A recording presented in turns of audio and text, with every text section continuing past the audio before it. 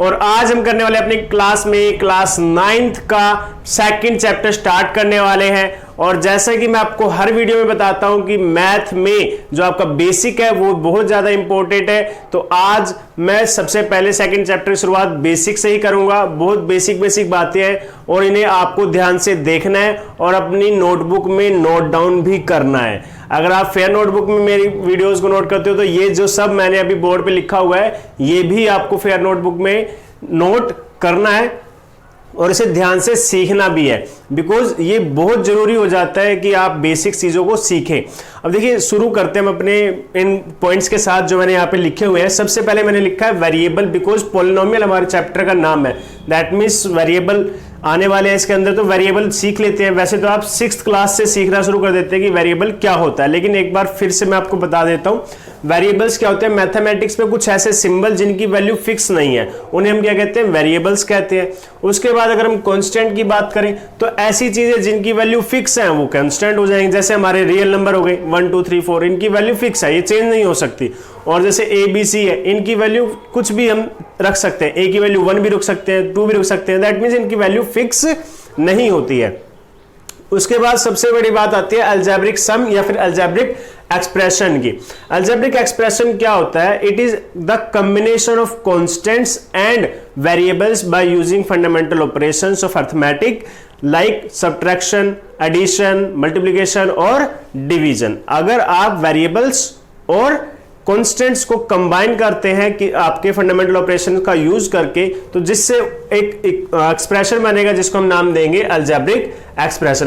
Algebraic expression के 2-3 example लिखे हैं मैंने, x² + 2x, x + 3/4 और +6 xy divided by z + 2 etcetera. ये क्या है? सारे के सारे एग्जांपल हैं अलजेब्रिक एक्सप्रेशन के। अब इसमें एक चीज और बहुत मायने रखती है, टर्म। कई बार मैंने स्टूडेंट्स को देखा वो टर्म्स काउंट नहीं कर पाते, उन्हें रियलिटी में पता नहीं होता कि टर्म क्या है। ठीक है, तो पहले हम टर्म की बात करते हैं। टर्म क्या है? अगर आप अलजेब्रिक एक्सप्रेशन में देखो तो इसमें क्या है, अलग अलग पार्ट्स है, डिफरेंट पार्ट्स है जिनको कनेक्ट किया गया प्लस या माइनस साइन के साथ, प्लस या माइनस साइन के साथ। In algebraic expression different parts are connected by plus and minus signs. जो डिफरेंट पार्ट है जिनको प्लस और माइनस साइन ने क्या किया है, सेपरेट किया, एक दूसरे से अलग किया है, उन पार्ट्स को हम क्या कहते हैं, टर्म्स कहते हैं। फॉर एग्जाम्पल यहां पे देखेंगे 5x - y + 2। अब माइनस और प्लस ने आपको 5x, y और 2 को अलग अलग कर दिया, सेपरेट कर दिया है। दैट्स वाई यहां पर कितने टर्म्स हैं, 1 2 3। और यहीं पर अगर हम देखें 2xyz, देखने में तो आपको बहुत सारी टर्म्स दिखाई दे रही होंगी, लेकिन नहीं, क्योंकि इनके बीच में प्लस और माइनस साइन नहीं है। इस पार्ट को किसी ने भी सेपरेट नहीं किया, ये सारा पार्ट क्या कनेक्टेड है। दैट्स वाई इस पूरे बड़े एक्सप्रेशन में भी कितने टर्म्स है, ओनली 1 टर्म है। ओके, और एक बात और मैं आपको बताना चाहता हूं कि जो आपकी टर्म्स है उसमें आपको अनलाइक टर्म्स और लाइक टर्म्स का कंसेप्ट भी पता होना चाहिए। लाइक टर्म्स और अनलाइक टर्म्स। अनलाइक, ये लाइक और अनलाइक टर्म्स क्या होती है? देखिए लाइक अगर आपको पता चल जाएगा तो अनलाइक तो वैसे आपको क्लियर हो जाएगा। तो लाइक टर्म्स कौन सी होती हैं? These terms which has same variable and the power of variables also same.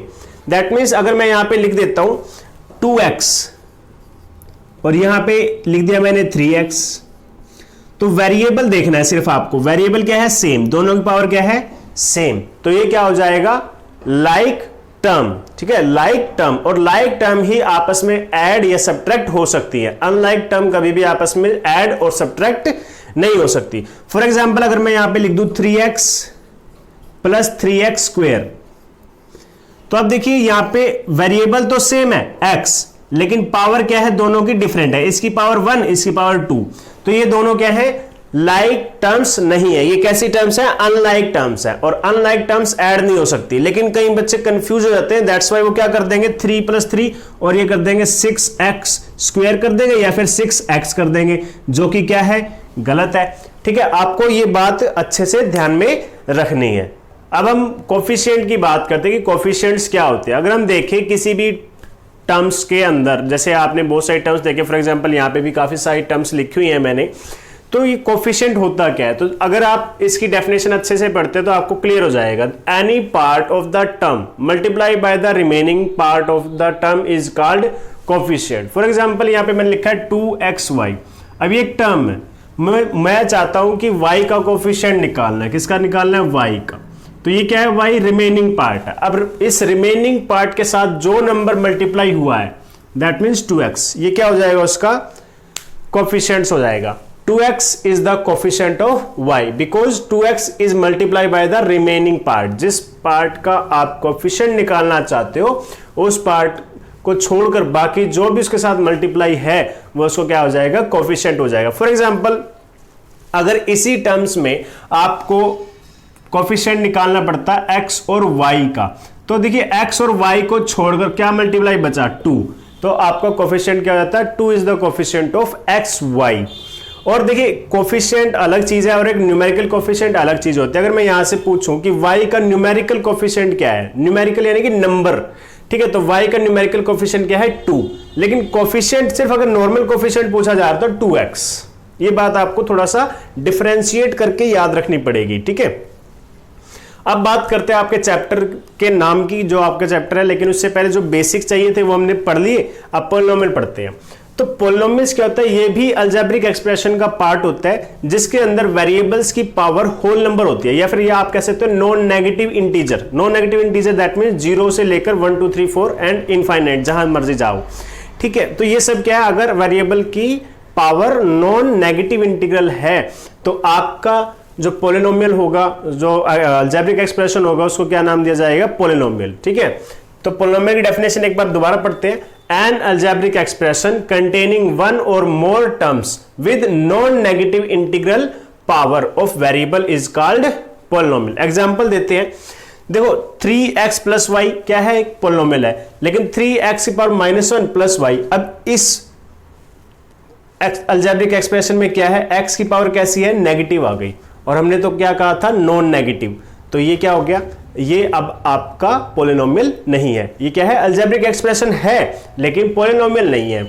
और 3x raise to the power 2/3 plus Y, अब यहां पर भी 2/3 क्या है? इंटीग्रल नहीं है, नॉन नेगेटिव इंटीग्रल का है। क्या 2/3 इंटीजर है? नहीं है।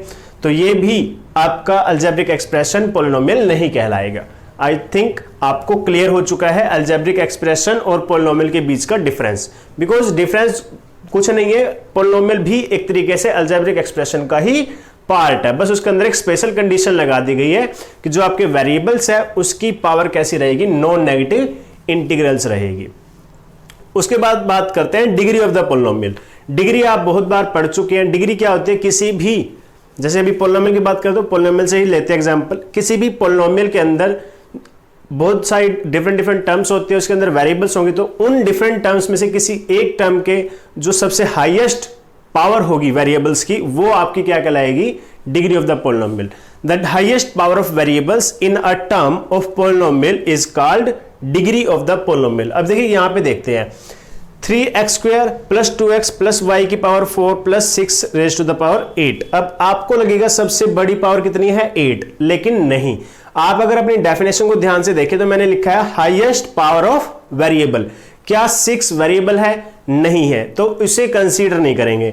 यहां पर वेरिएबल कौन है? x² x एंड y, ठीक है। तो अब देखते हैं सबसे बड़ी पावर क्या है? x की पावर 2, x की पावर 1 और y की पावर 4। तो सबसे बड़ी पावर किसकी है? y की पावर 4 की। दैट्स वाई डिग्री क्या हो गई आपकी? 4। ओके।